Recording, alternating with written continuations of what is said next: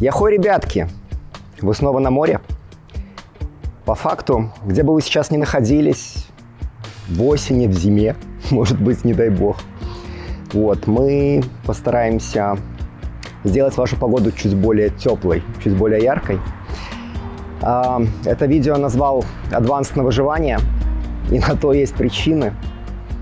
Вообще, откровенно говоря, для меня Advanced стал самым важным из сертификатов, самым важным с точки зрения навыков, опыта. И все это благодаря вот этому человеку. Вы уже не раз видели Антона на наших видео. Сейчас, наконец-то, сможете пообщаться через экран, если можно так сказать. О регалиях Антона расскажет он сам. А я хочу маленько рассказать про свои ощущения именно от этого курса, при всем, что это был курс не меня, а курс моей супруги. Естественно, мы находим самого важного человека, на котором можно провести ряд каких-то подводных экспериментов. И, как вы знаете, в течение прохождения курса любая фото-видеосъемка обычно запрещена. Поэтому, естественно, когда я делал свой курс с египетским инструктором, я ничего особо не снимал, но, скажем так, что-то отложилось. И когда Антон начал проводить курс с Людой, я, естественно, внимательно за этим всем наблюдал, слушал и понял, что мой курс был недокурс. И даже не из-за того, что наши уважаемые инструктора представляют разные системы обучения. Антон инструктор SDI, и Хаб был инструктор PADI, а просто потому, что кто-то хочет сделать из человека дайвера, а кто-то хочет заработать просто денег. И не собирается особо нести ответственность за то, что произойдет в дальнейшем.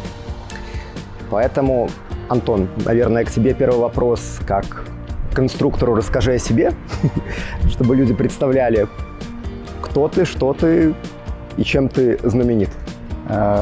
Ничем я не знаменит. Всем привет. В дайвинге давно, фактически с 2000 года. Сам пришел, потому что морской биолог, и нужно было для своей научной работы и вообще, так сказать, для научной кафедральной работы доставать всякую живность со дна Белого моря. Это был 2000 год, студент, тогда дайвинг только нарождался в России, такой массовый более-менее. И начинал я в лаборатории подводных исследований Санкт-Петербургского гидрометеорологического института. Учили нас такие в прошлом очень известные люди, которые сами жили в подводных домах, там Садко всяких разных. Учились мы в сухих костюмах УГК, соответственно, в училище Ленинского комсомола, в ржавом бассейне, но речь сейчас не об этом. Потом долгое время я учился сам в Штатах, так сказать, работал инструктором, а теперь учу только хороших друзей и только когда мне этого хочется, потому что мне больше нравится нырять. Да, мы искренне очень рады, что нашли такого друга. Во-первых, очень рады за то, что жизнь занесла Антона в Хургаду. И теперь заносит сюда регулярно. У нас получилась отличная боевая команда. Мы надеемся, что вы, как наши подписчики, зрители, прилетая сюда, найдете время, чтобы встретиться с нами, пообщаться и, возможно, тоже заинтересуетесь подводным миром. Ну что ж, познакомились. Надо, наверное, рассказать, о чем будет наше видео. Курс Advanced – это, наверное, первая веха, на которой ты понимаешь, что дайвинг – это не просто развлечение, а может быть даже и не развлечение. И я сейчас не имею в виду стиль жизни, а скорее, когда ты приходишь впервые погружаться, ты интродайвер, ты видишь рыбок, оборудование, ты ничем не пользуешься. Ты просто на поводке, под водой, на 6 метрах наслаждаешься морем. Дальше ты получаешь свой первый сертификат Open Water и вроде как становишься дайвером. Но ты становишься тем дайвером, которого по секрету никто не любит. Они любят, потому что ты не дайвер. Если в рамках курса Open Water ты погружаешься под воду, ты учишься что-то делать сам, то, переходя на курс Advanced, у тебя появляются таблицы, математические расчеты, куча оборудования, куча опыта и куча понимания того, насколько это не только интересно, но и опасно. Ты впервые сталкиваешься с тем, что дайвинг опасен, дайвинг интригующий, но ты отвечаешь за себя, за своего партнера, а не просто развлекаешься. Вот. Такое сформировалось впечатление у меня. Антон, что ты думаешь про курс? Ну, да, могу сказать, что это, наверное, самый важный, в принципе, курс, если мы говорим вот именно о рекреационном, о развлекательном дайвинге. Почему? Потому что после Open Water люди часто выходят, действительно себя не помня, что называется.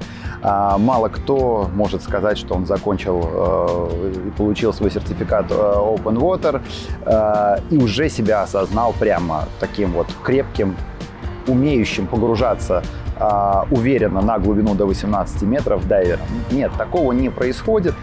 И в первую очередь цель курса Advanced Open Water Diver закрепить навыки, которые были получены на Open Water.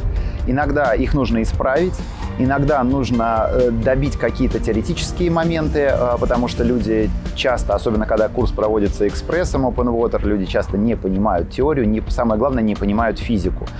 Таблички, конечно, важно, там хорошо, но физика — это база.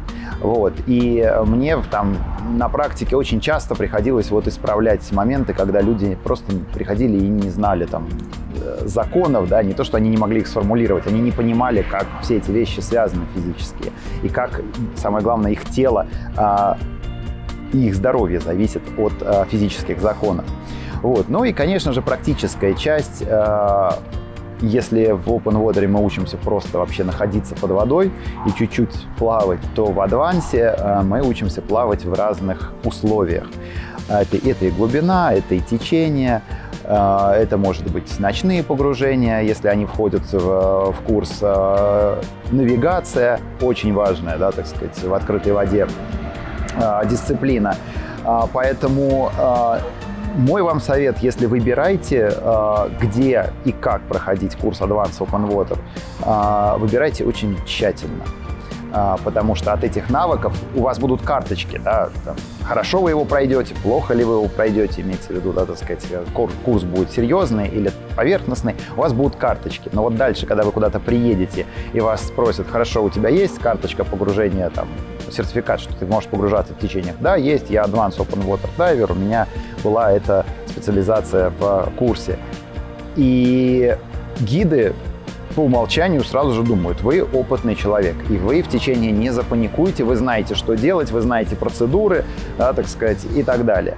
Так вот, здесь Глеб правильно сказал, уже в какой-то момент развлечение не то что заканчивается, да, просто чтобы развлекаться, нужно уже что-то уметь, иначе просто будет страшно, некомфортно и даже опасно.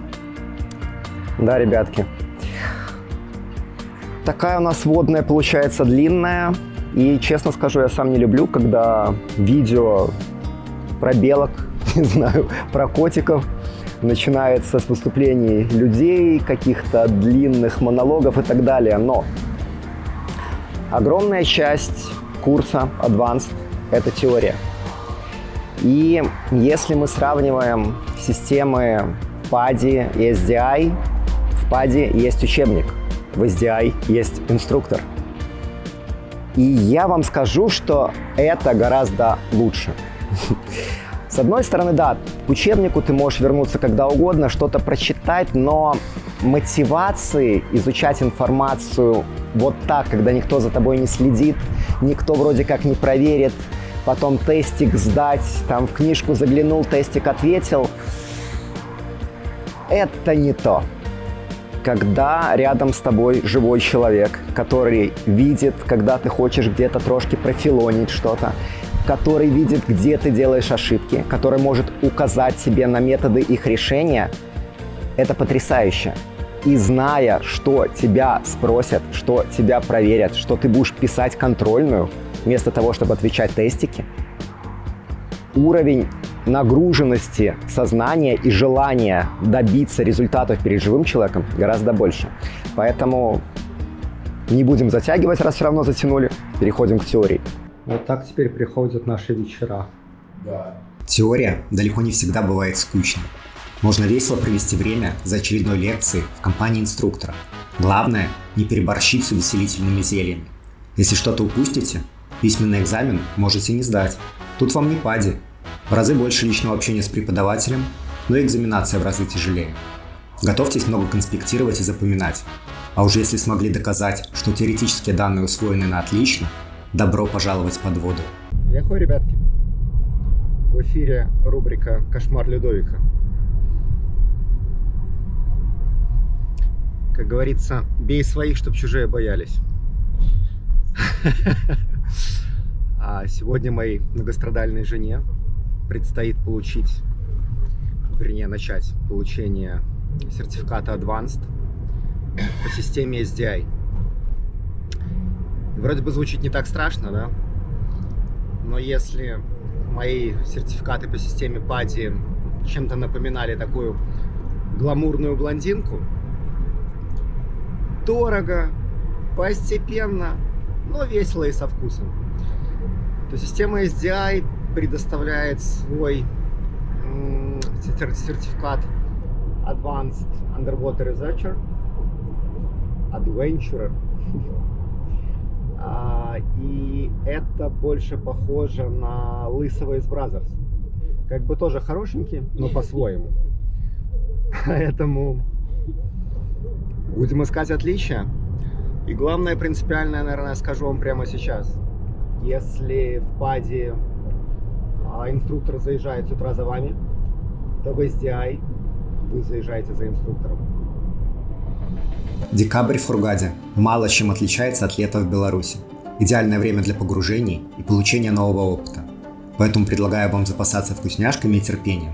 А мы, в свою очередь, отвезем вас на море, где бы вы сейчас ни находились. Новый курс для Людовика мы будем проходить в дайв-центре гостиницы Миномарк, что на Шератоне, в самом центре туристической Хургады. Смело могу рекомендовать этот центр как новичкам, так и профессионалам. Здесь меняемые цены, не уставшее оборудование для аренды и очень дружелюбный персонал. Те, кто смотрит наши подводные видео регулярно, уже хорошо знакомы с экипажем и суднами этого дайвинг-центра. Поэтому без лишних обсуждений получаем боксы для снаряжения и отправляемся на дайв-бот. Кстати, при получении бокса постарайтесь выбрать такой номер, который вам запомнится. Особенно, если собираетесь погружаться в одном центре несколько дней подряд. Просто идеальный штиль. Прям не верится, что такая погода во второй декаде декабря. А на фоне людяных обучений у меня есть и свое заданице. Не прошло и полгода, и я наконец-то отправляюсь на Эльмину. Первый врек.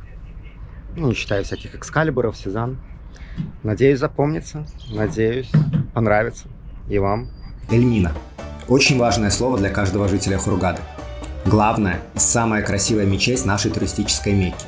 Полагаю, что 90% отдыхающих в Хургаде людей либо посещали это место в рамках бесплатной отельной экскурсии по городу, либо просто проходили мимо, гуляя по району Нью-Марина. Мечеть была построена в 1968 году, а на торжественное открытие храма прибыл даже тогдашний президент Египта. Не заметить белоснежную красавицу из чистого мрамора невозможно. Это довольно большое строение. Ее минареты достигают высоту около 40 метров и видны издалека. Фасады украшены витиеватой резьбой и традиционными восточными орнаментами. Я не буду выкладывать видео изнутри. Это чудо архитектуры действительно стоит увидеть своими глазами. Давайте лучше обсудим, что значит слово «Эльмина» для дайвера. Это название затонувшего корабля. И не просто абы какого корабля, а советского военного тральщика. В 50-х годах Советский Союз передал его Египту. Правда, подарку радовались недолго. История гибели корабля противоречива. Согласно первой версии, судно стояло на якоре, но было атаковано авиацией Израиля во время шестидневной войны в 1970 году. По второй версии, тральщик пошел на дно после того, как наткнулся на одну из своих же мин. Живя 2 года в Египте, вторая версия мне кажется более чем правдоподобной. Погружаемся. Единственный сложный момент в погружениях на Эльмину. Ну, как сложный? Не самый комфортный.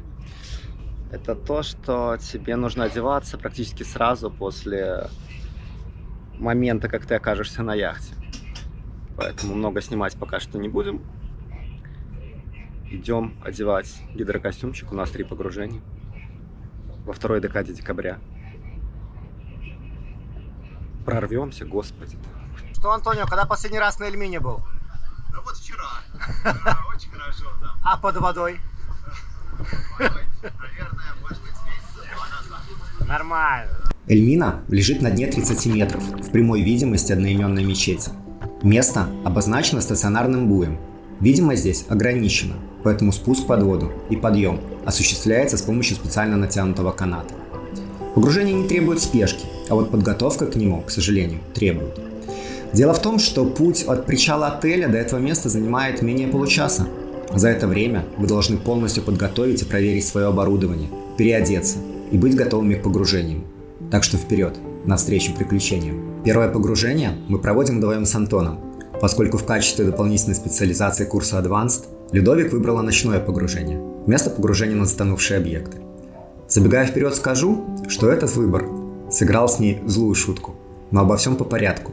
Я искренне очень долго мечтал оказаться в этом месте и с трудом могу описать свои первые впечатления.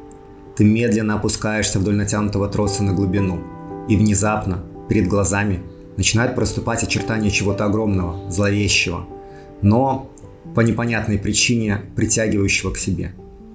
Еще несколько метров, и затонувшее судно предстает перед тобой во всей красе. Различаешь палубы, рубки, надстройки. В памяти всплывают сотни просмотренных перед погружением фотографий. Начинается процесс сравнения увиденного с реальностью. Положение тральщика только добавляет сюрреализма. Ранее я несколько раз бывал на затонувших судах, которые похоронили на морском дне специально, для привлечения туристов. И это чувствуется. Тут же все настоящее. Металлический памятник человеческой злобе. Надгробие войны. Судно очень хорошо сохранилось. Оно лежит на дне практически без повреждений. Отсутствует только 37-миллиметровая пушка, однако она находится недалеко от утонувшего тральщика. По наличию на борту Эльмины противовоздушных пушек можно догадаться, что корабль не использовался для перевозок пассажиров. В носовой части можно увидеть место попадания бомбы или мины. Отсюда легко перебраться во внутреннюю часть судна при соответствующей квалификации. Однако при погружении нужно быть максимально осторожным, так как пробоины рваные и острые, а интерьер начинает разрушаться, что может представлять серьезную опасность. Вообще не рекомендуется осуществлять вход в любые проемы. С правого борта, через широко открытую дверь, можно заглянуть в рубку. Кроме того, нужно быть очень внимательным, прежде чем прикасаться к чему-либо руками. Здесь могут быть не рады непрошенным гостям. Слово «Эльмина» в переводе с арабского означает «порт». Как вы яхту назовете, так она и поплывет, помните? Грустный каламбур из великого мультфильма. Судно больше 50 лет лежит на левом борту на глубине 30 метров в районе гавани Хургады. Порт навсегда остался в порту. Медленно дрейфуя вдоль перевернутой палубы, мой вестибулярный аппарат начинал сбоить. Когда над тобой на всю ширину взгляда располагается поверхность, которая при нормальных обстоятельствах должна быть под, начинаешь чувствовать себя космонавтом. Помогает мимолетный взгляд на поверхность морского дна. А вот если бы я оказался внутри, где невозможно найти точку нормальности, где потолок это пол, а пол это потолок. Многие новички не понимают, почему сертификат в РЭК разрешает только осматривать затонувшие суда, но не проникать внутрь. Поверьте на слово, без должной, в первую очередь психологической подготовки, вам не захочется оказаться в закрытом пространстве под водой, будь то корабль или пещера. Мозг очень остро реагирует на надголовную среду. Понимание того, что у тебя нет возможности всплыть по первому желанию, настолько зацикливает на себе все мысли, что перестаешь контролировать свою плавучесть, правильное положение тела. А теперь добавьте к этому невозможность развернуться, необходимость плыть спиной вперед. Попробуйте двигаться задом наперед хотя бы в бассейне. Все вопросы к сертификации сразу отступят. Ах да, сертификация. Я уже сам чуть не забыл основной предмет нашего видео. В рамках курса Advanced вы получаете целую уйму новых навыков. Некоторые из них обязательные. Например, подводное ориентирование и глубоководное погружение. И в данном конкретном случае, дабы избежать вопросов, глубоководное погружение подразумевает глубину от 18 до 30 метров. Другие специализации вы выбираете сами. Либо инструктор выбирает за вас в силу особенностей места обучения. Среди них можно выделить погружение в сухом гидрокостюме, ночное погружение, собственно, проходящее сейчас погружение на затонувший объект и многое другое. В свое время, в роли дополнительной специализации, я выбрал затонувший объект, поэтому сейчас я здесь. Людовик выбрала ночное погружение, поэтому сейчас она на лодке с грустью смотрит на поверхность моря. Вывод простой. Выбирайте дополнительные специализации с умом. И поверьте, в повседневном дайвинг-мире вы куда чаще будете оказываться на дайв-спотах с затонувшими объектами, чем на дайв-спотах ночью. Особенно, если мы говорим о Египте. Находясь у 60-метровой затонувшей махины, хочется порассуждать на тему, а зачем вообще люди спускаются на затонувшие объекты? Вопрос из разряда «А почему бы не оставить Титаник в покое?» Да, главный мотиватор таких погружений – любопытство, и оно у каждого свое. Есть любопытство историческое, желание прикоснуться к какому-то значимому объекту или событию. Есть любопытство детективное, хочется докопаться до причин трагедии или исследовать ее последствия. Любопытство адреналиновое, желание забраться туда, где до тебя не был никто, или почти никто. Любопытство исследовательское. Затонувшие объекты становятся домом для огромного количества уникальных представителей подводной фауны и флоры. Согласитесь, гораздо проще найти их в конкретном, заранее известном месте, чем надеяться на случайную встречу в ходе обычного погружения. К примеру, корма Эльмины стала домом для стаи потрясающих морских игл. Вдоль борта даже днем можно наблюдать огромные иглы морских ежей.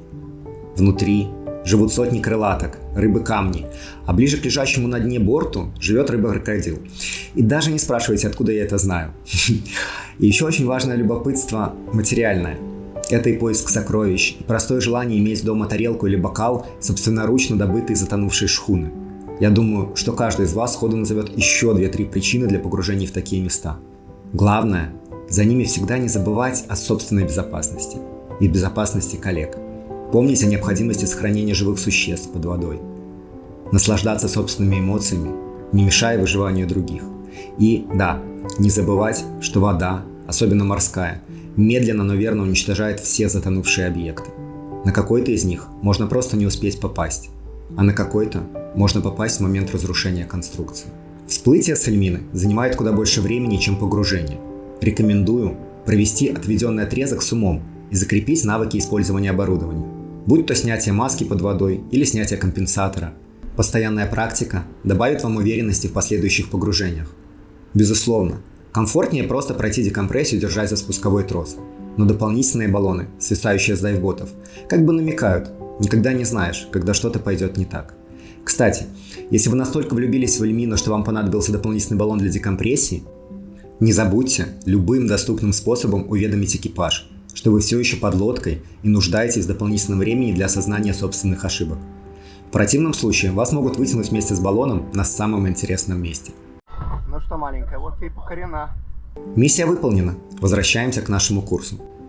Поскольку у нас не просто advanced курс, а advanced на выживание, мы решили наполнить легкие нашей подопечной обогащенным воздухом, он же Nitrox.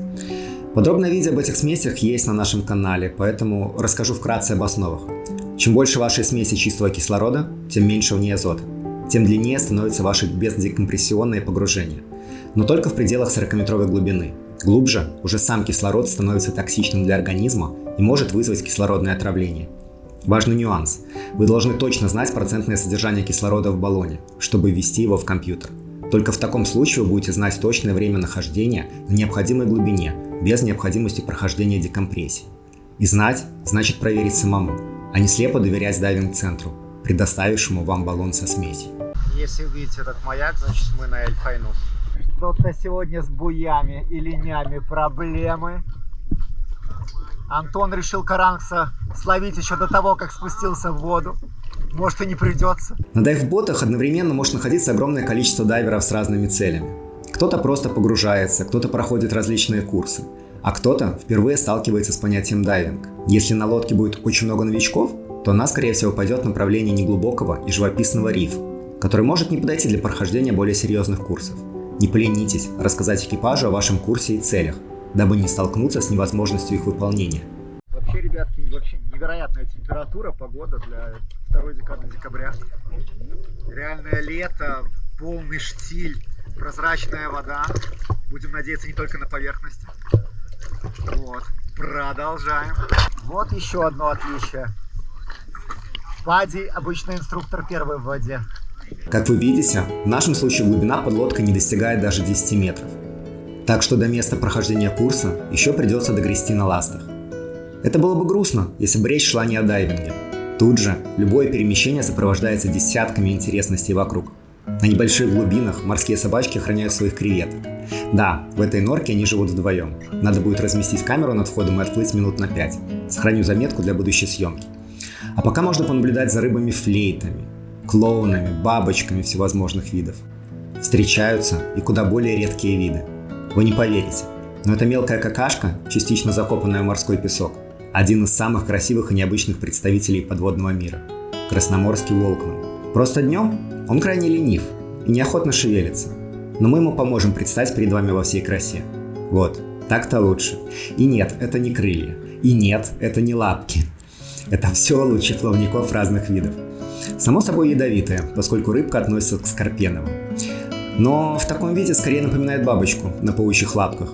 Может разъесться до половины килограмма и порадовать подводника куда более солидным размахом крыльев, чем этот малыш. А вот маленький группер Аргус.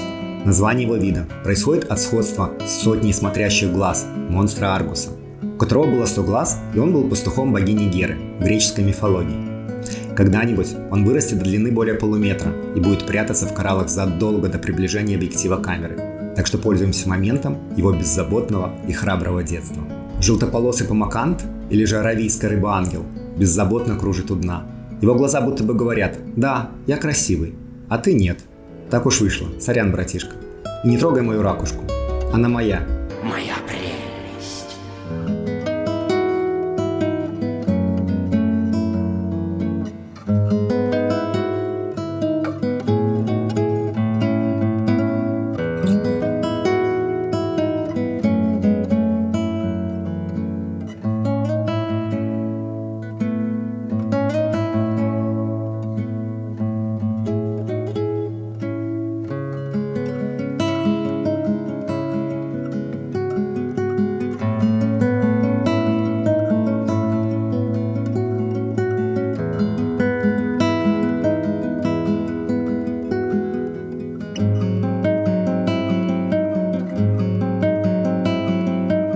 На удивление, на глубине мутно. Обязательная часть урока – общение через планшет. А тут у нас оказывается вполне себе погружение в условиях ограниченной видимости. Как раз к истории курса на выживание. Если вы думаете, что проблемы с видимостью как-то облегчат выполнение необходимых задач, то вы не погружались с нашим инструктором. Чтобы Людовик смогла полностью насладиться всеми прелестями погружения на Найтраксе, ей предоставляется возможность под водой рассчитать NDL на текущей глубине для обычной воздушной смеси, сравнить с текущими показаниями NDL на Найтраксе и ответить любопытному учителю, сколько же минут мы выиграли, используя обогащенный кислород. В ходе моего курса мне было достаточно написать на планшете свое имя. Тут вам не пади. Еще немножко лирики. Какие бы красивые раковины и кораллы вам не встретились под водой, любуйтесь ими глазами. Во-первых, штраф за вывоз даже маленького кусочка коралла или ракушки из Египта составляет $500. Во-вторых, вы теперь дайвер, или скоро им станете. А дайверы не поднимают с собой на поверхность ничего, кроме мусора. Таков путь.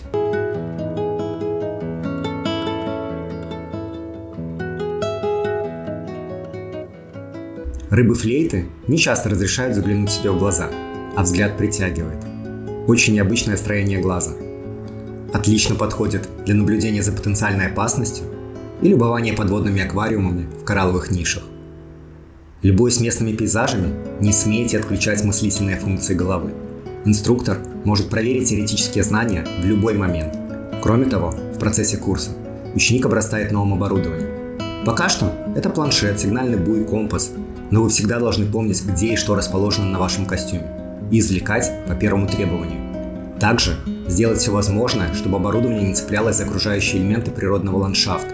Это может быть крайне неприятно, как для самого дайвера, так и для живого мира моря.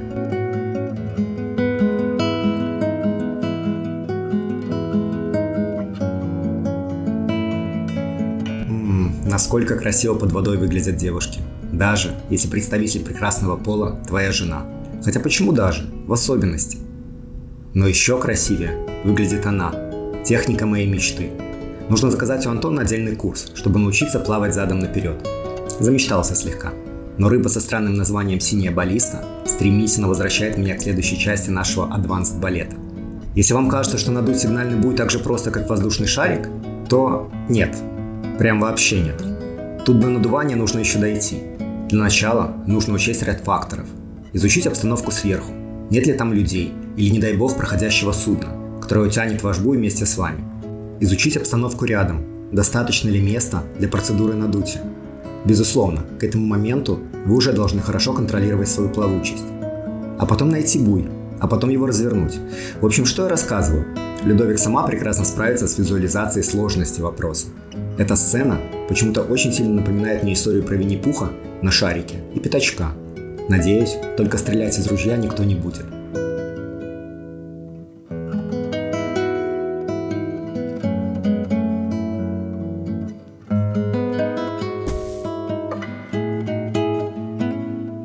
Упс, придется надувать мне.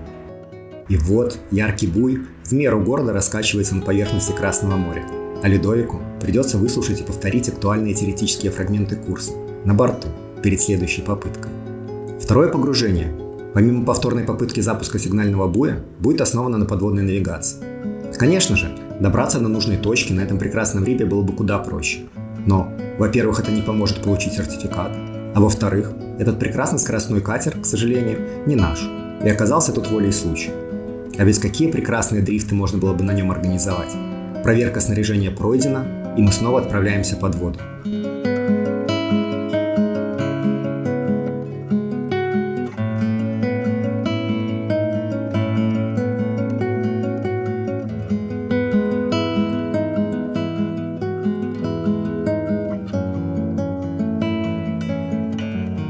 Здесь произошел курьезный случай.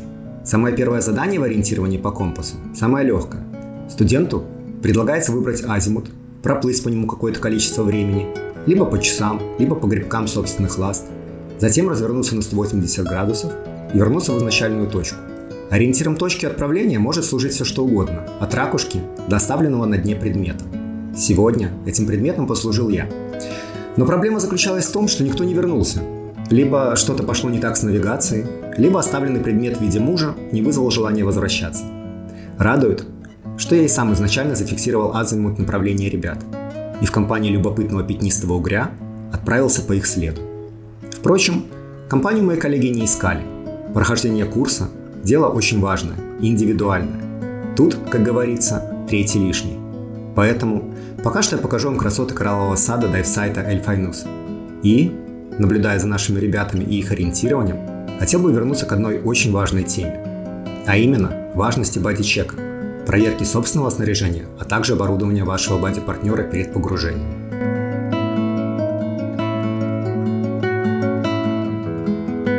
После сотни таких проверок вам может показаться, что вы не нуждаетесь в дополнительных проверках партнером, что вы всегда собраны, а оборудование всегда обслужено и на высоте.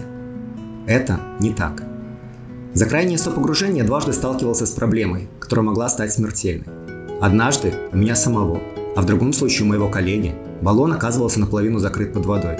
В итоге на первых 10-20 метрах все работает исправно, а при спуске чуть ниже вы оказываетесь без воздуха. Сходу можно назвать две причины таких казусов. Первая – отсутствие полноценного бади-чека. И вторая – доступ к вашему оборудованию посторонних людей после прохождения взаимной проверки оборудования. В нашем случае оба раза причина заключалась в том, что перед заходом в воду горе-помощники из экипажа дайв-бота решили проверить, открыт ли наш баллон. К сожалению, в Египте частенько попадаются баллоны, в которых открытие вентиля происходит не против, а по часовой стрелке. И члены экипажа весьма часто об этом забывают. И их попытка помочь может привести к проблемам и даже гибели аквалангистов. Поэтому, во-первых, не ленитесь в очередной раз проверить все свое оборудование перед погружением.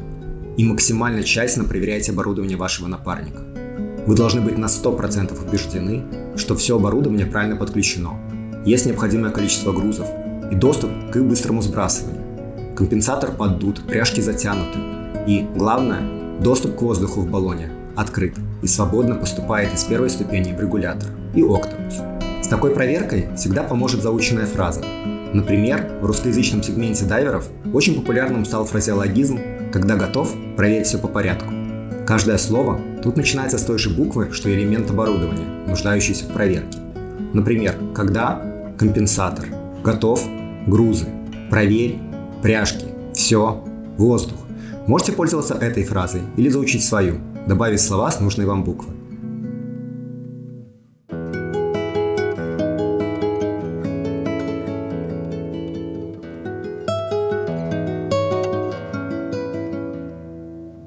Тем временем, пройдя все безумные маршруты Антона по компасу, наша ученица возвращается под дайв-бот. Ее ждет вторая попытка надутия сигнального буя. Понаблюдаем.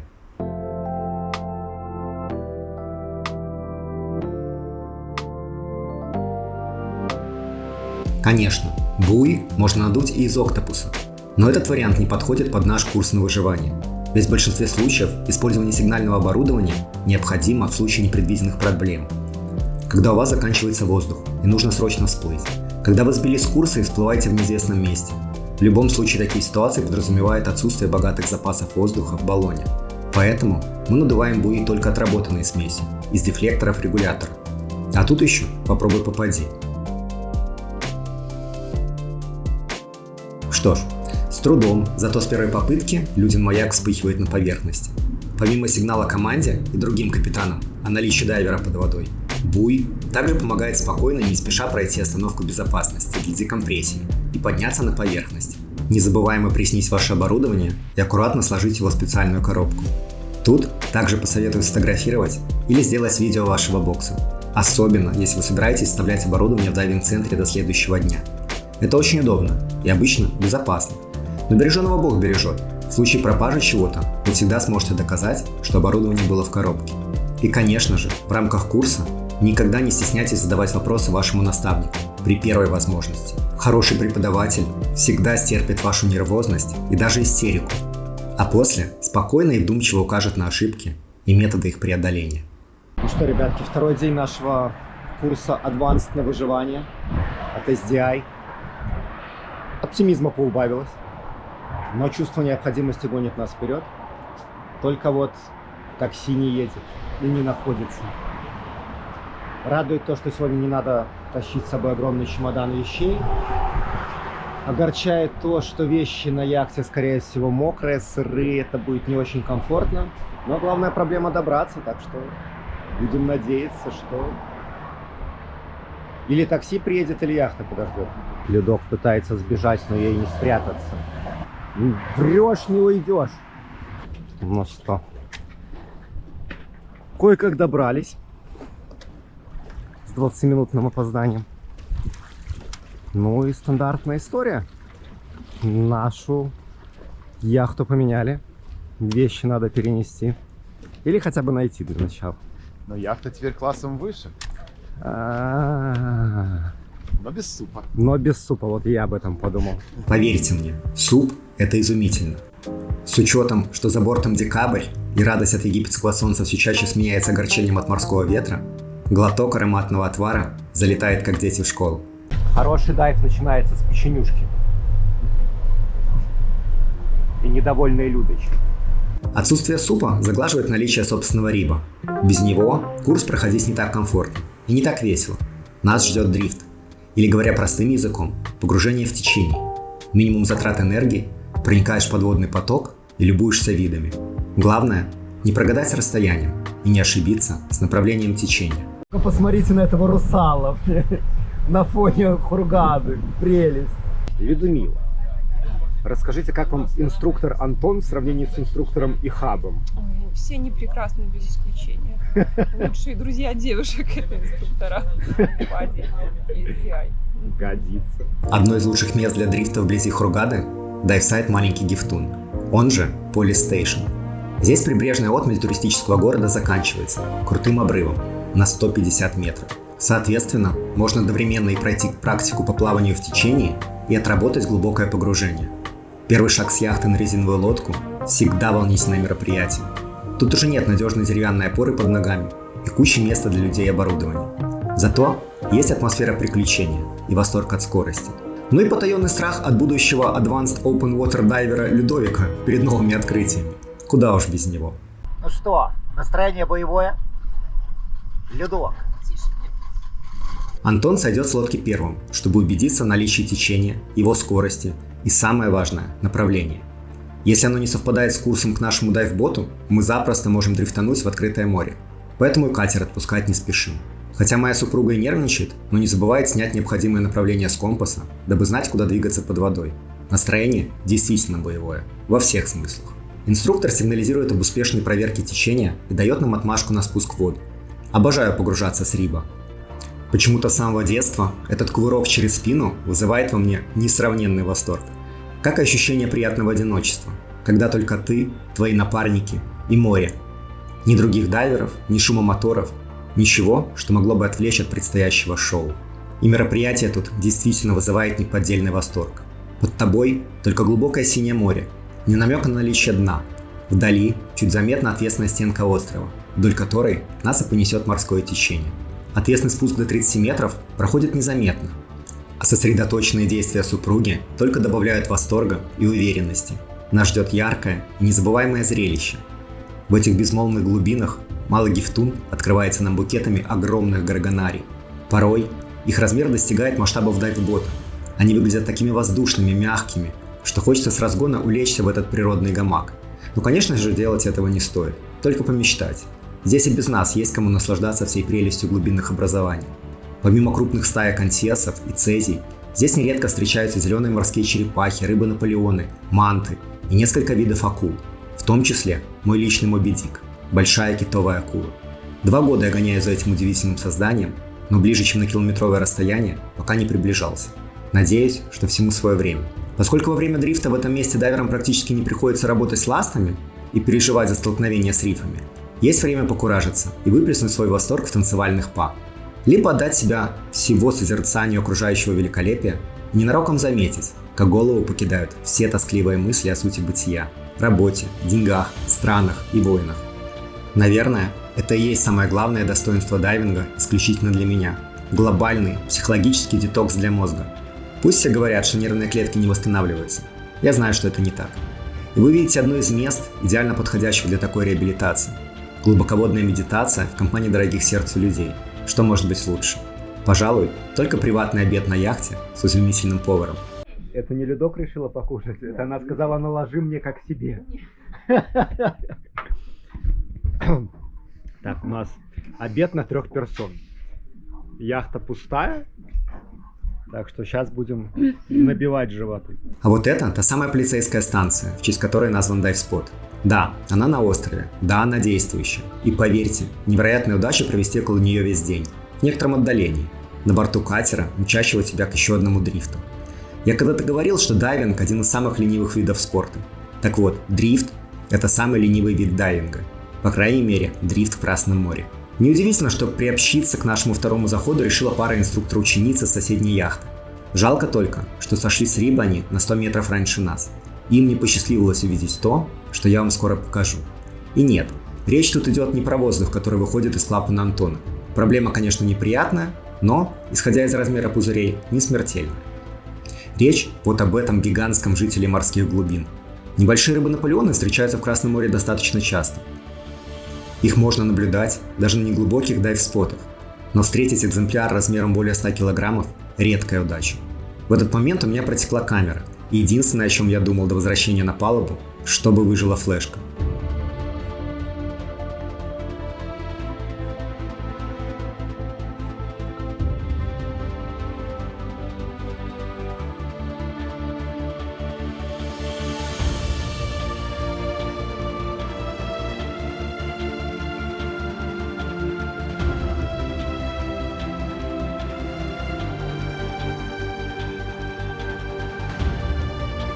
Я вообще без понятия, что они там делают до сих пор. Но Гифтунчик открылся совсем с новой стороны. Огромная рыба-наполеон, черепахи, большой тунец. И занятия. Привезли специальный кейс от GoPro. максимальный. И оба наших дрифта он просто протек. Набрал воды, камера, соответственно, не работает. Доставать ее на 30 метрах из кейса может оказаться дорого. Ну, короче, будем возвращать аналоги, потому что оригинальная GoPro кусок говна. Второй день обучения заканчивается в любимой прибрежной закусочной. И если Людмила пока не заслужила свой гидрокостюм на зеленую бутылочку, то гарантированно получает право на место за дайверским столом. Ну что, Хабиба, с Рождеством тебя Христовым! А кто тут всплывает? Опаньки, Антоша! Вы, конечно же, спросите, почему третий день начинается не с погружения, а с всплытия. Отвечаю. Кто-то недостаточно хорошо проверил крепление своих быстросъемных карманов для грузов. Кому-то оставалось только погрузиться на Эльмину, чтобы закончить курс. Но, наблюдая за пролетающим мимо меня в пучину аквалунговским кармашком, я уже знал, закончить курс у Людовика сегодня не получится. Я знал, что она сейчас очень переживает и жалеет о том, что не отправилась с нами в главные затопленные достопримечательности Хургады, когда была такая возможность. Но в тот момент в роли дополнительной специальности был выбран Night, а не Wreck, то есть погружение в темное время суток. Позже оказалось, что в современном Египте очень трудно организовать такое ночное погружение, без похода в дайв-сафари. Так что специальность решили заменить на погружение к затопленным кораблям. И вот что мы имеем. Первый заход на Эльмину мимо, второй мимо. Меня ждет куча недовольной экспрессии после всплытия. Но пока что нужно найти утонувший карман у утонувшего судна, припрятать его до момента всплытия и благополучно вернуть хозяйке. Да, милая, наблюдая за этими гроздями дайверов, поднимающихся к поверхности, я думал, что это могли быть мы с тобой, но ты решила плохо защелкнуть крепление грузового кармана. У Врека Эльмина дайвботы стоят обычно не более часа. И раз возможность упущена, то она упущена до следующего дня. Тут уж ничего не поделаешь. Утешает только то, что впереди будет еще одна возможность – запустить буй и спокойно, без груза ответственности за прохождение курса, насладиться оставшимися погружениями. Тем более, что здесь есть на что посмотреть. В рифовых полостях у обрыва прячутся осьминоги. Уверен, успешно. Этот экземпляр был обнаружен случайно цепким взглядом Антона. Вот, толщу воды рассекает расписной единорог. Удивительно по своей красоте и необычности рыба. О ней я рассказывал в ролике о Найтрексе.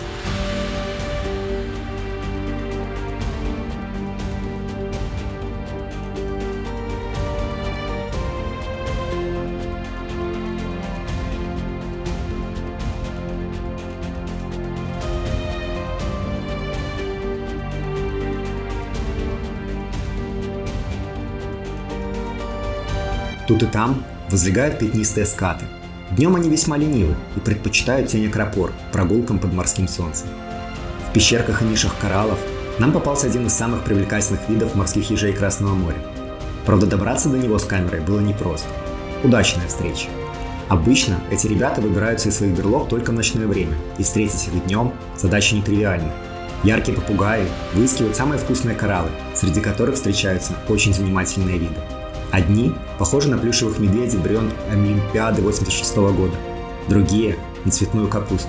Хищные черные зебросомы или рохвостые групперы тоже сторонятся солнечного света и объектива камеры. Их время придет с закатом. А вот взгляните на этот необычный морской огурец. Кажется, его внешний вид перекочевал к нам прямиком из юрского периода. Трусов среди нас нет, и отпугивающая шкурка не стала поводом не погладить ее обладателя. А совсем рядом лежит паренек, которого гладить категорически нельзя. Самая ядовитая рыба в мире, да еще такого внушительного размера. Если бы в момент съемки этот стоунфиш хотя бы дернулся в моем направлении, я бы визжал как девчонка. Хорошо, через регулятор никто бы не услышал. Главное – избежать непосредственного контакта с иглами на его затылке. У хозяев анимонов, двух рыбок Немо, появились грозные, но маленькие защитники. Их трудно разглядеть в силу недостатков размера, но ведут себя крайне бойко и готовы отстаивать права всех подводных жителей перед непрошенными гостями. Тут же можно полюбоваться ленивыми аэротронами, отдыхающими на морском дне, и огромной муреной в крайне благоприятном настроении. Она вальяжно выглядывает из своей пещеры, позволяя другим представителям морской фауны чистить остатки пищи чешуи, оставшиеся с прошлой охоты. Ближе к поверхности нас, как всегда, встречают веселые стаи сержант-майоров. Эти полосатые рыбки – постоянный спутник начинающих дайверов и снорклеров. Но выходить на поверхность рано. Практика и отработка. Антон никогда не упустит возможности задать своим подопечным незапланированную тренировку, особенно в тех навыках, которые пока что хромают. и лишь после этого хитро помахать ручкой. Мол, вы пока выходите, а завтра мы продолжим. Здравствуй, Дедушка Мороз. Никогда в тебя особо не верил, но если ты есть, подари мне сон. Сон долгий, тепленький. Чтобы никуда не мог бы ехать. Все смешалось. Фреки, дайвы, сертификаты. Но надо это дело заканчивать. Все-таки как-никак 30 декабря. Можно сказать, канун. Нас ждет Эльмина. Прошлая Эльмина закончилась для Лютушкина тотальным фиаско, отменой погружения. И сегодня наша вторая попытка покорить этот, знакомый любому фургадинскому дайверу враг.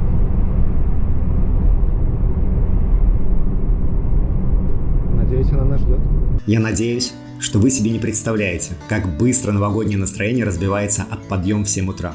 В 7 утра 30 декабря. Зато вы наверняка можете оценить контраст между утренними нарядами местного населения и понаехавших дайверов. Вот кого не покидает новогоднее настроение. Мы будем погружаться опять раз, 30-е. И мы еще и не первые. Тут, видимо, экипаж. Ставший родным за последнее время отель Миномарк тоже всячески пытается создать своим жителям рождественское настроение. Правда, в очень египетском стиле. И мы снова рады приветствовать всех у рыбного рынка Хургады, где на дне покоится уже столь знакомый вам и нам, и особенно людям, корабль. Бенефис моей супруги сопровождала целая армия наблюдателей. Наверняка кто-то из них видит этот фрек впервые. И тоже испытывает волшебные чувства от появляющегося из синевы моря острова. К сожалению, первое ощущение потому и первое, что испытать его можно только однажды. С другой стороны, я вряд ли когда-нибудь откажусь от погружения сюда, если такая возможность представится. Прошу обратить ваше внимание, что температура воды у носа и кормы корабля могут отличаться более чем на 3 градуса. Причем ближе к берегу вода всегда холоднее. Тщательно выбирайте гидрокостюм, чтобы ничего себе не отморозить. Если же вы спускаетесь сюда не в первый раз, крайне рекомендую изучить историю самого корабля и придумать себе занятия помимо разглядывания. Например, можете попытаться отыскать отделившиеся от корабля элементы, зенитные орудия, якоря, запомнить и постараться найти те или иные элементы палубы. Но если у вас есть сертификат Advanced Frag, можете заглянуть внутрь. Тут есть что посмотреть. А также имеются относительно удобные точки для входа внутрь. И, само собой, старайтесь не отделяться от группы. Обзорность дайверской маски весьма ограничена. И иногда найти своего бадди сложно даже тогда, когда он находится в метре от тебя, стараясь привлечь фонариком и погремушкой.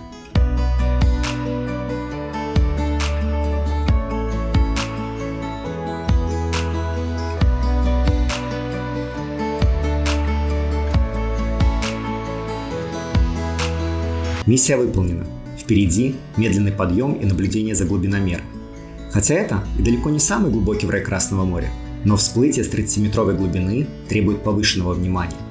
Особенно, если вас угораздило пересидеть бездекомпрессионное время.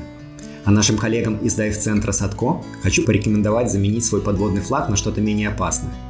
Как-то был свидетелем запутавшейся в нем девушки, которая хотела сделать фото рядом. Инструктору пришлось выпутывать ее и ее селфи-палку из флага. А вот редкий кадр. Людмила довольна собой и тем, что все закончилось. Радуется и машет, как будто не понимает, что ее подводный путь только начинается. Обрастая новым опытом и навыками, тебе всегда хочется большего. Ну что, герои? Ну рассказывай, котенька моя. Страшно, темно. Ты сказала, что тебе не было холодно. Не жарко. Клуб покоривших Эльмину приветствует тебя. Понятно, что и я теперь могу расслабиться и погружаться в свое удовольствие. Тем более, когда на яхте находятся старые друзья. А наш путь идет в дайв-спот Эль-Фанадир. Это значит, что нас теперь 3 профессионалов ждет встреча с осьминогами. Они здесь не самые храбрые, и для качественной съемки лучше оставить камеру на треноге, а самому отплыть подальше. Надеюсь только, что вы установите свою камеру более грамотно. Любишь ли ты дрифт так, как люблю его я? Еще больше. Но это была первая попытка, и было очень боязно за то, что осьминог утянет крохотную GoPro в свою пещерку. Бывали случаи. Итак, Работа над ошибками проведена на 50%. И вот перед вами еще одно чудо Красного моря. Почти во весь рост. Что ж ты такой высокий-то, редиска? Не хочешь позировать? Пойду снимать крылаток и кораллы.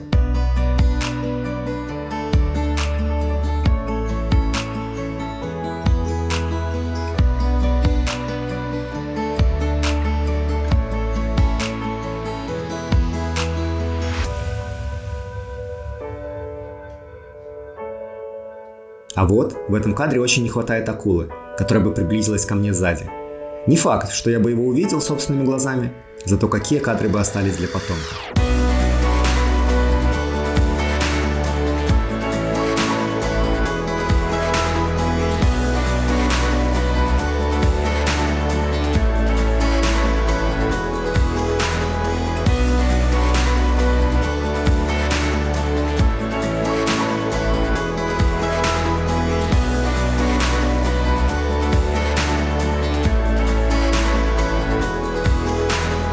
Умудренные опытом скорпеновые, скаты, мурены, рыбы-носороги. И скорее на обед. Правда, сегодня есть шанс его прокинуть. Погодка ветреная. Вот это болтаночка сегодня, господа.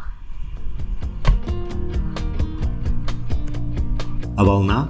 Для кого высокая, а для кого убаюкивающая. Спите, дорогие. А я пойду навещу повара. Кстати, пока мы наслаждались чревоугодием, высокая волна умудрилась заполнить наш резиновый катер морской водой. Так что кому еда, а кому вычерпывание, придется погружаться с дайв-бота и поискать что-нибудь интересное в нашем крайнем погружении в рамках курса Advanced, а заодно бэкстейдж наших съемок. Вот, например, не все кораллы, и не все водоросли, руками не трогать. Да и не все огурцы. Море – это совершенно другой мир, который нужно открывать и изучать заново. На случай, если кто-то думает, что подводная съемка – простые штучки, пока Антон выстраивал нужный ракурс, главная модель, пятнистый скат, успешно эмигрировала в другое место. За 4 дня под водой мы и сами утомились. И утомили местных обитателей пуще некуда. Значит, пора возвращаться на судно. Интересно, какой уровень волнения должен быть, чтобы нас на него просто закинуло? А не вот это вот все. Подниматься по неудобной лестнице с тяжеленным баллоном на плечах. А подниматься надо, ведь нас ждет крещение нового адванс-дайвера священной ласты. Заряжай! Папа! Вот где действительно заслужила. Настало время праздника и смеха. Тут тебе и новый сертификат, и сочельник, и лучшие на свете друзья рядом. А мы с Антоном постараемся сделать для вас кое-какие выводы от увиденного и пережитого. Да, ребятки, курс завершен. Людовик молодец. Безусловно, за 4 дня у нас с Антоном получилось 11 погружений, у Люды 10. Это не потому, что курс требует этого. Где-то в силу обстоятельств, где-то в силу того, что закрепление, практика всегда идет на пользу. Ну и, конечно же, в силу того, что мы живем в Египте. И имеем возможность хотя бы каждые выходные, но погружаться. Поэтому отсюда, наверное, первый вывод, который мне хотелось бы услышать от Антона, это мы знаем, что курс Advanced подразумевает некоторые обязательные специализации и специализации, которые можно выбрать. Исходя из возможностей и реалий Египта, как бы ты охарактеризовал, не знаю, доступность, комфортность обучения этому курсу именно здесь, на Красном море? В принципе, скажем так, в любом месте можно найти способы провести адванс.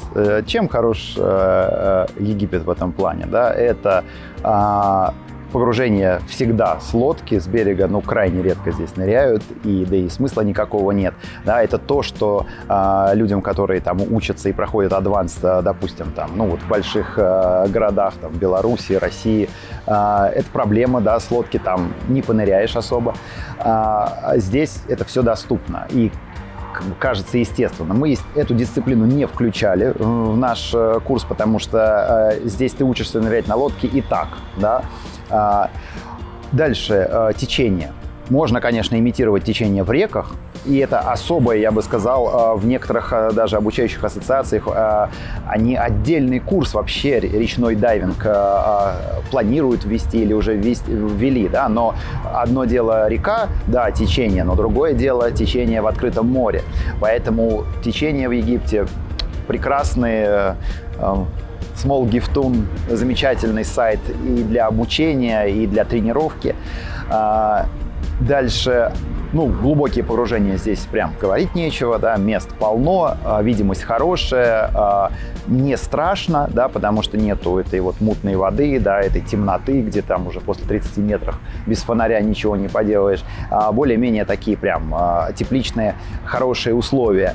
Навигация тоже, я бы сказал, есть свои большие плюсы, особенно когда у тебя ровное дно песчаное и коралловый сад. Человек не только учится хорошо пользоваться компасом, да, чтобы вернуться в ту же точку, куда ему нужно, но и учится, самое главное, запоминать формы предметов, тех же самых коралловых нагромождений, да, потому что по ним порой гораздо легче ориентироваться, чем почему-то еще. Да. Вот в озерах средней полосы, там просто дно и дно илистое, да, кроме компаса там сложно за что-то зацепиться. А здесь коралловые вот формации, это прям замечательно. Вот. С другой стороны, есть и минусы. Я всегда люблю и считаю, что нужно включать в курс Advanced ночные погружения, но в Египте сейчас с ночными погружениями сложно. Вот с Глебом мы делали этот курс отдельно. Это, да, скажем так, к сожалению, стало вещью в себе, потому что власти запретили здесь нырять ночью легально с берега. То есть можно нырять только на сафарийных судах. На деликах вечером не выйти, они все должны быть в порту до заката. Вот, поэтому с этим есть сложности. Вот. На самом деле, ты знаешь, я думал, что минусов в Египте больше, оказывается, куда ни глянь, сплошные плюсы. А если учесть, что в рамках этого курса Люда прошла и Nitrox, и у нас были условия ограниченной видимости на 20 метрах, то это действительно было сильно. То есть, да, есть нюанс с ночной съемкой, но зато сколько раз мы сходили на Эльмину. Вот. По идее, да, если у вас есть средства, если есть возможность приехать и отправиться на сафари. Причем сейчас в Египте есть сафари, так сказать, выходного дня. То есть это 3 ночи на лодке, 2 ночи на лодке. За это время можно сделать курс еще ярче, еще интереснее. То есть действительно вас отвезут в какое-то потрясающее живописное место, где нет такого нагромождения людей и дайверов, как у нас в Хургаде.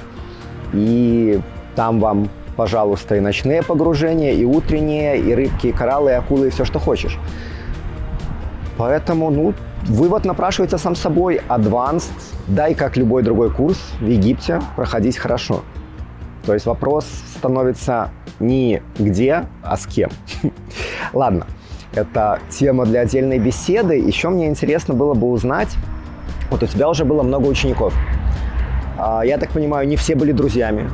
Кто-то был прям ученик-ученик, студенты. Когда я работал инструктором, да, конечно, там, как правило, многие потом становились друзьями, вот, но, да, когда работаешь инструктором, тут кто пришел, того и учишь. Дайвинг сближает. Кого проще обучать, парней или девушек? И насколько тебе было комфортно обучать Людмилу? У меня нет готового ответа, кого проще обучать, мальчиков или девочек, потому что все люди разные, и поскольку дайвинг вид спорта экстремальный, тут в любом случае нужен подход не половой, а, скажем так, личностный. То есть нужно смотреть, что за человек. Если все-таки вернуться к твоему вопросу, есть такое понятие мачизм. Он, с одной стороны, характерен для мужчин и не характерен для женщин. А с другой стороны, он и помогает, и мешает. Зачастую, да, мальчики хотят показать, что они настоящие мужчины и ничего не боятся, и делают глупости, и задача инструктора, скажем так, предвосхитить эти глупости и не дать им произойти.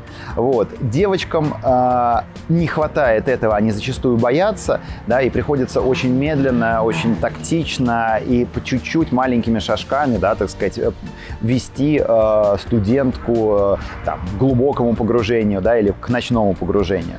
Вот. У меня были совершенно разные студенты, которые... Была вот женщина чудесная, она 4 раза в жизни тонула. Причем тонула не не в шутку, она тонула со скорой помощью, с откачиванием, там, совсем. Вот, и все равно она задалась целью быть дайвером. И она стала дайвером. Она обучилась, и она ныряет, и как бы вот такой случай. А были случаи, когда приходили мужчины, я такой вот, ничего не боюсь, сейчас мы все быстро, ничего объяснять не нужно.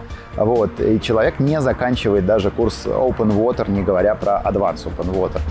Просто потому, что человек боится, не может справиться с собой, со своими страхами какими-то природными. Вот, поэтому здесь скорее не половой вопрос, а вопрос именно того, зачем человек пришел в дайвинг, по своей ли воле, потому что действительно ему нравится подводный мир, или же его, наоборот, кто-то там давай, толкает, и так, да, муж привел. Вот. Что касается нашего курса с Людой, мне понравилось. Люда молодец, она очень ответственно подходит к теории, что на самом деле хорошо, потому что вот не устаю повторять, что дайвинг, в первую очередь, это вид спорта интеллектуальный. Большую часть времени ты занимаешься дайвингом, я про себя говорю, ты занимаешься дайвингом на суше. Когда ты учишься, изучаешь там физику и физиологию, причем конца и края не видно. Учебником тут все не ограничивается. Когда ты планируешь погружение, когда ты разбираешь погружение, да, когда ты возишься со снаряжением, с новыми какими-то штуками, да, которые нужно настроить, там, подогнать и все прочее. Вот. А дайвить ты уже приходишь, это как бы вершина айсберга. Поэтому, да, Людок молодец, справилась со всем, где-то переступала через себя, дошла до конца курса. Молодец, девочка, отличница. Так что я уверен в том, что вот она конкретно, да, так сказать, если будет нырять дальше, то будет нырять безопасно и хорошо. И это моя задача как инструктора, первостепенная. Да. В плане ответственности прям. Когда человек проходит курс и в течение всего курса периодически оглядывается, есть ли я где-то там, то есть успевает еще за меня волноваться, это начало хорошего дайвера. Наверное, глупый вопрос. Мне несколько раз в Египте встречались на лодках девушки, которые погружаются, и при выходе после полноценного там более чем 60 минут дайвинга у всех там было 40-30 бар в баллоне, у них 100-110. Есть ли какая-то половая связь между дыханием, расходом воздуха у мужчин и женщин?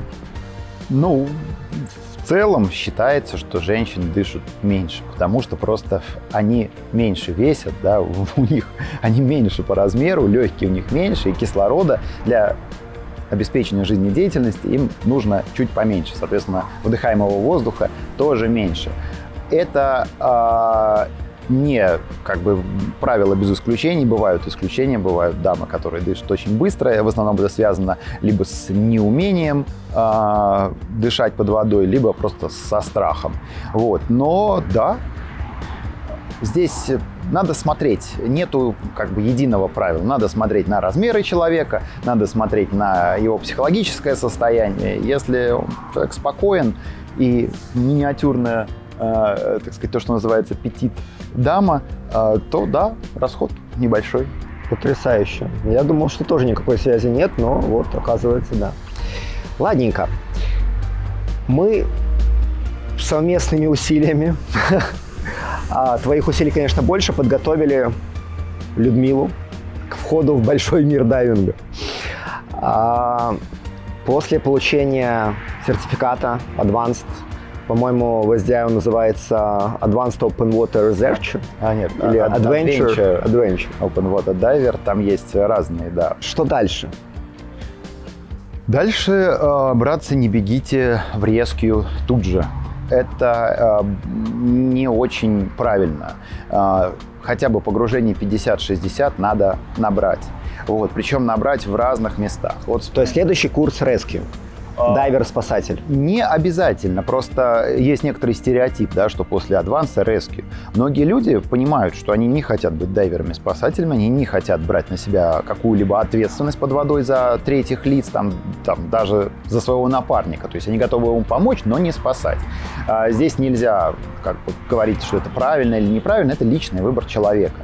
С Advanced можно уйти в технический дайвинг, можно закончить курс Advanced Nitrox, декомпрессионные процедуры и спокойно заниматься техническим дайвингом, не ходя дальше. Вот. Единственное, что я все-таки рекомендую, да, это можно там не проходить курс Rescue, но курс медицины дайверской лучше пройти. Все-таки это штука важная даже не только в дайвинге, но и вообще в целом в жизни. Если у вас есть какие-то сертификаты, там, вы проходили курс, я не знаю, там, первая помощь в Красном Кресте или в других каких-то там, может быть, не обязательно там, в водных видах спорта первая помощь, да, то курс, действительно, он просто для жизни очень хорош, да, в конце концов, если у вас кто-то подавился рядом с вами в ресторане, вы можете человека спасти, да, или правильно сделать там, искусственное дыхание и массаж сердца, если просто кому-то стало плохо на улице. Вот. Но самое главное, набирайтесь опыта, потому что это самое важное после курса Advanced. Опыта во всех дисциплинах, которые вам доступны и нравятся. Ночные, глубокие, ориентирования, чтобы вы могли быть независимым дайвером. В принципе, курс Advanced дает достаточную базу для этого, для того, чтобы стать именно независимым от своего напарника и от других каких-то людей, гидов, там, дайвером. Это не значит, что вы пойдете соло плавать. Нет, для этого нужно отдельно учиться. Но если вдруг что-то случилось, да, вы там разделились с группой, зная, как ориентироваться, зная, как вести себя в темноте, в течение, вы вернетесь на лодку или к месту входа в воду на берег в безопасности и поможете еще своему напарнику. Вот, поэтому просто побольше ныряйте. Ребятки, если вы, как и я, услышали, что спокойно занимаетесь техническим дайвингом после Advanced, это не про Египет. С техническим дайвингом здесь куча геморроя. И вообще, чтобы вы не думали, то есть вот у нас такое огромное длиннющее видео получилось, и какое-то оно такое угнетающее, что вот все было так сложно, все было так долго, и мы такие все серьезные и такие прям никакие. Это не так. Как минимум, в нашей команде есть оператор. Самый веселый на свете оператор. Сейчас я вам его покажу. Вот, он помогает нам совсем. Черныш, скажи яхой. Скажи яхой. Яхой, ребятки. До новых встреч над и под водой.